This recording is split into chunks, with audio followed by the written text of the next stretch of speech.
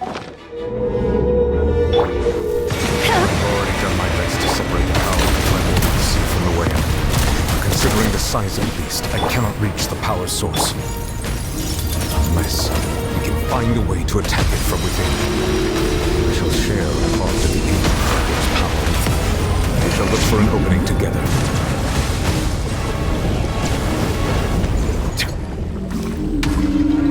I can feel its sorrow turning into hostility.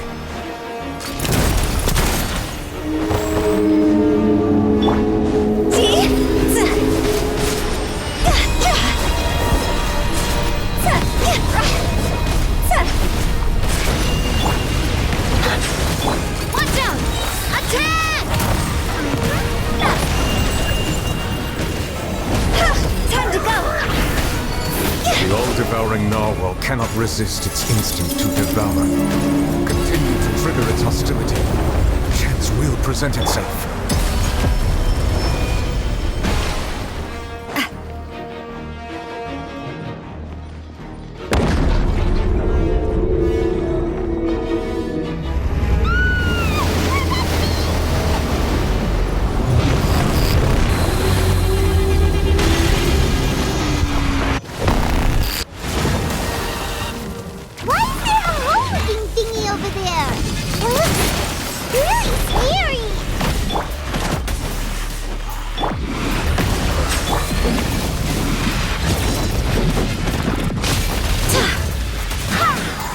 The tides beckon.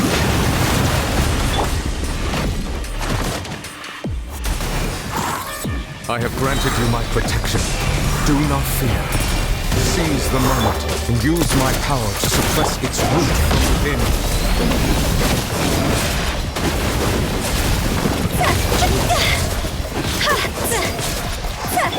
A proper send-down from the Cena with love. Watch out! Go as flat! Cross over!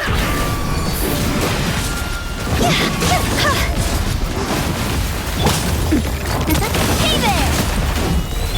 Silence! Be sanctified.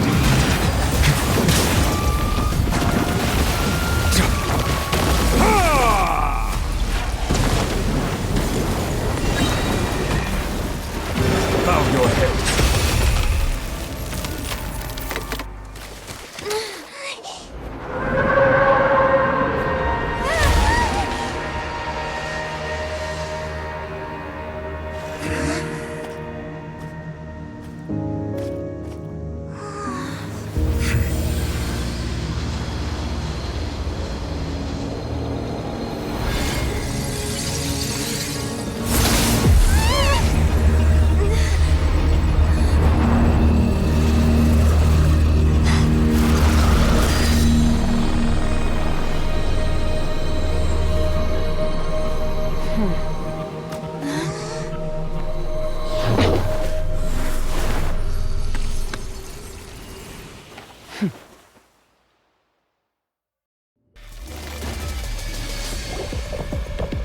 Thanks for helping with the cleanup. It should have been my job, but... oh well. It was just supposed to be a short private training session for me. I didn't think that my disciple and my master's pet would start brawling in the meantime. Well, actually, I had a feeling that it would happen at some point, but they bumped into one another earlier than I thought. What a blunder. I suppose I'll have to swing my sword 3 million times as penance. That power. Who are you exactly? Paimon has an idea. From what she said earlier, she must be Child's master. Skirk, right? It's just that he gave us the impression that she was the less talkative person. I simply did not have anything to say to the weak. But you, on the other hand, managed to defeat the all-devouring Narwhal without using power from beyond this world.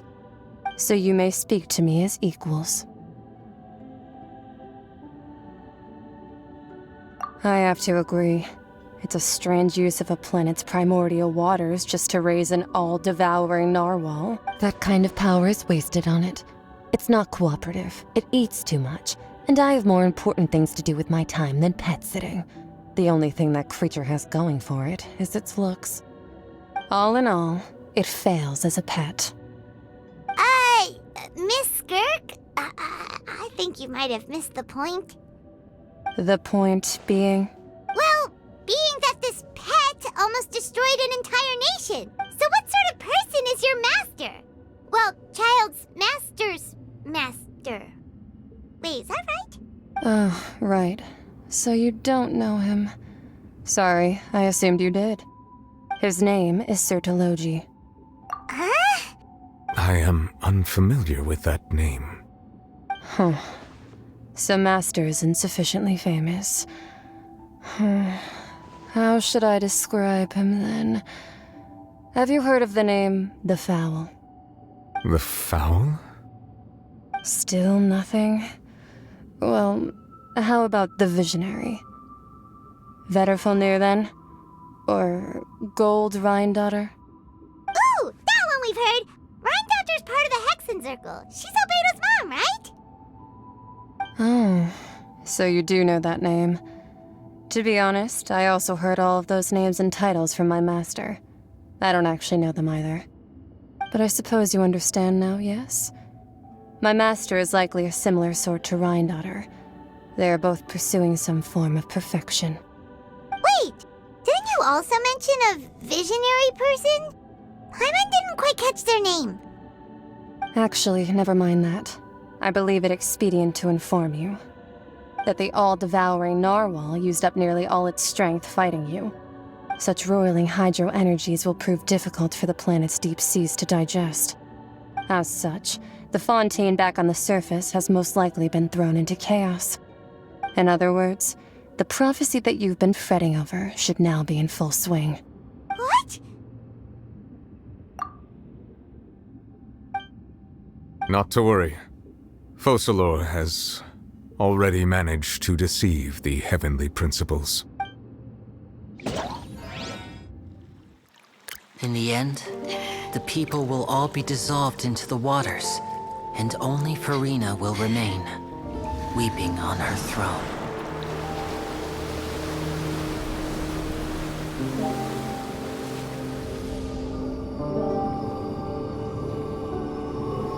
Only then will the sins of the people of Fontaine be washed away.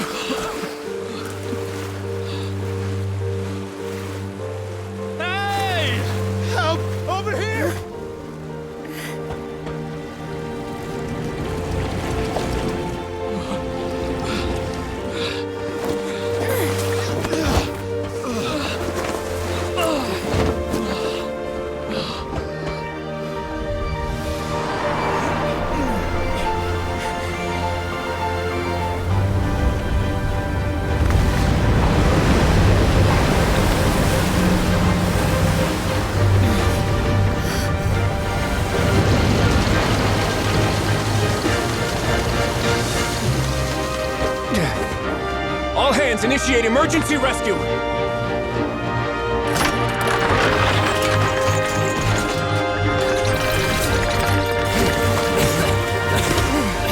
Hurry!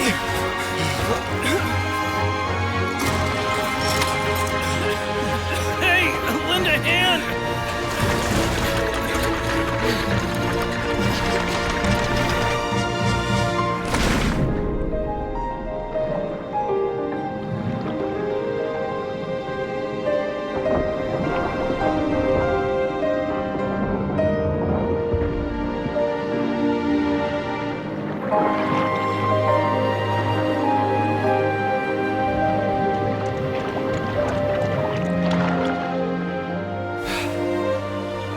Look! The water's receding!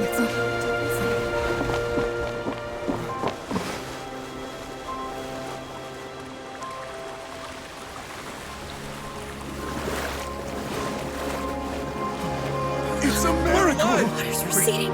We didn't dissolve. The prophecy was wrong. The prophecy was wrong!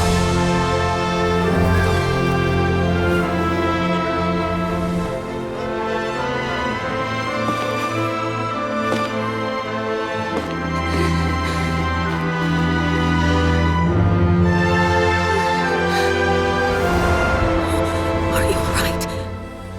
Yeah. We're saved. The prophecy was wrong.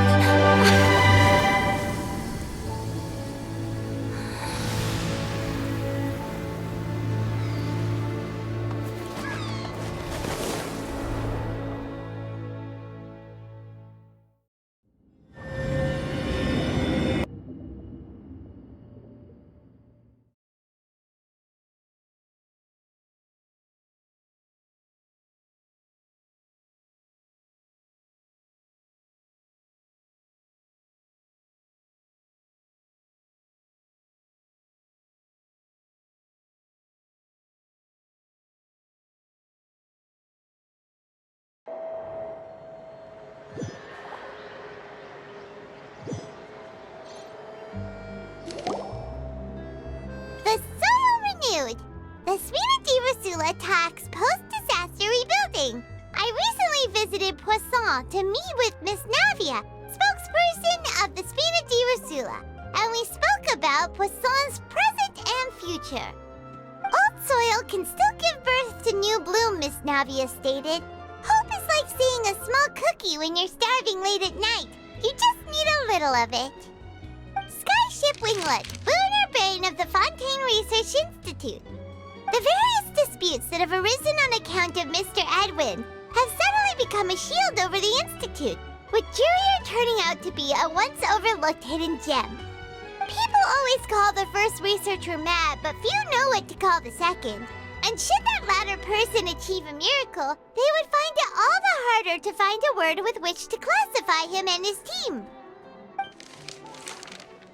Wow! Paimon barely recognizes the people in the reports. Are those really Jurier and Navia?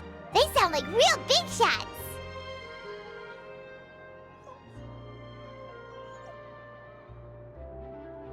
What do you think? Pretty enthralling, huh? The Steambird's idea was pretty simple. With the disaster just having passed, we would print a free edition packed to the margins with good news to calm people down. The value for these big scoops lies in their inevitable follow-ups. We'll publish further reports and go into the stories behind those people. Edwin's assistant, Jurier, created a true flying ship, while Navia is leading people in the reconstruction of their home. I'm sure that these stories could draw even your well-traveled eye. Paimon's curious too! Wait a minute. Didn't we watch everything happen from start to finish? What's there to be curious about? And that's exactly why I'd like you to come conduct interviews with me. You're the best incubators of news, if you haven't noticed. And also, with you around, I'm sure I'll get to see that Duke. Are you sure? Hasn't he turned you down several times already? Oh, this time will be different. Come on, let's head to Poisson first, and then make a trip to the fortress. There are some things you'll only know when you get there.